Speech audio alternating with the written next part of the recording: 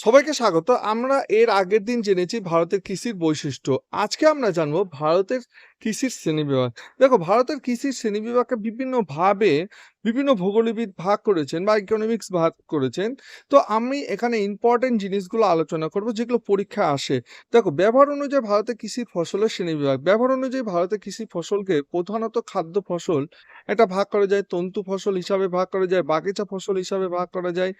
তারপর দেখো এখানে পানীয় ফসল হিসাবে বা তৈলবীজ হিসাবে ভাগ করা যায়। আমি একেকটা করে আলোচনা করছি। দেখো, খাদ্য ফসল কাকে বলা হয়? উদাহরণ দিয়ে বুঝাই। ধান। ধান কি করে নিয়ে আসলাম? তো ধানকে আমরা বিভিন্ন প্রক্রিয়ার মাধ্যমে খাবারের উপযোগী করে তুলি।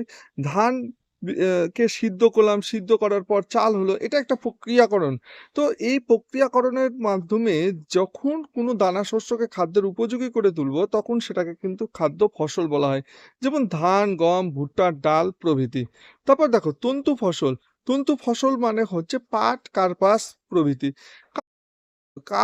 কার্পাসের উদাহরণটা নিই। কার্পাস থেকে কি হয়? কার্পাস যে এখানে ধরো একটা কার্পাস গাছ রয়েছে, তুলা পাওয়া যাচ্ছে।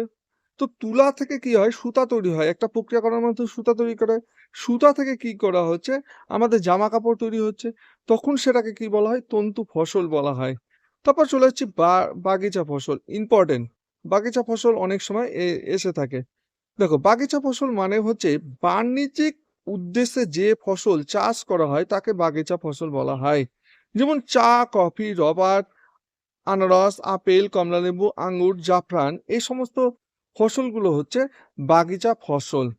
চা আবার অনেকে বলে থাকে, ধরো কোনো শস্যকে একবার রোপণ করে তার থেকে মানে বছরের পর বছর যে শস্য পাওয়া যায় বা ফসল পাওয়া যায়, তখন তাকেও কিন্তু বাগিচা ফসল বলা হয়। যেমন চা গাছ। চা গাছকে যদি আমি একবার রোপণ করি, তাহলে দীর্ঘদিন ধরে সে থেকে কি পাবো? চায়ের পাতা বা কুড়ি পাবো।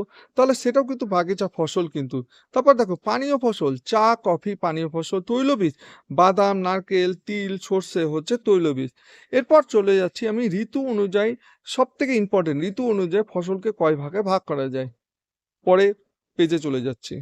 তারপর দেখো, ঋতু অনুযায়ী কৃষিজ ফসলকে তিন ভাগে ভাগ করা যায়। একটা খারিফ শস্য, একটা রবি শস্য, একটা জায়িদ শস্য। তো খারিফ শস্য কাকে বলা হয়? যে শস্য বর্ষার শুরুতে রোপণ করা হয় এবং শীতের শুরুতে ফসল কাটা হয়, তখন তাকে কি বলা হয়? খারিফ শস্য বলা হয়। যেমন ধান, কার্পাস প্রভৃতি। তাহলে কি হচ্ছে? বর্ষা যখন আসবে, যে শস্য যখন রোপণ করা হচ্ছে এবং শীত আস্তে আস্তে ফসল কেটে নেওয়া হচ্ছে, তখন তাকে কি বলা হয়? খারিফ শস্য বলা হয়। রবি শস্য কাকে বলে? শীতের শুরুতে যে শস্য রোপণ করা হয় এবং শীতের শেষ ভাগ বা গ্রীষ্ম শুরুর দিকে কেটে নেওয়া হয়, তখন তাকে কি বলা হচ্ছে? তখন তাকে বলা হচ্ছে রবি শস্য। যেমন গম, তৈলবীজ, আউশ ধান প্রভৃতি। তারপর দেখো জাহিদ শস্য, যে ফসল গ্রীষ্মকালে রোপণ করা হয় এবং বর্ষার শুরুতে পাকা শস্য কেটে ফেলা হয়, তাকে জাহিদ শস্য বলা হয়। যেমন বোরো ধান। বিভিন্ন সবজি, ফল যেমন আম হতে পারে, লিচু হতে পারে, আনারস হতে পারে, এইগুলি সমস্ত শস্যকে বলা হচ্ছে জায়িদ শস্য। এই তিনটে ভেরি ভেরি ইম্পর্টেন্ট। এখান থেকে অনেক সময় প্রশ্ন আসে। রবি শস্য কাকে বলে? দিয়ে দিল। গম কোন ধরনের শস্য? রবি শস্য। তাহলে কার্পাস দিয়ে দিল। কার্পাস কোন ধরনের শস্য? কার্পাস হচ্ছে খারিফ শস্য।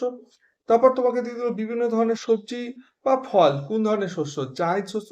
জায়িদ শস্য কখন চাষ করা হয়? গ্রীষ্মকালে রোপণ করা হয় এবং বর্ষার শুরুতে পাকা শস্য কেটে ফেলা হয়। এটা হচ্ছে ভারতের কৃষির শ্রেণীবিভাগ। ভিডিওটি ভালো লাগলে লাইক এবং সাবস্ক্রাইব করতে ভুলবে না। ভালো থেকো, সুস্থ থেকো।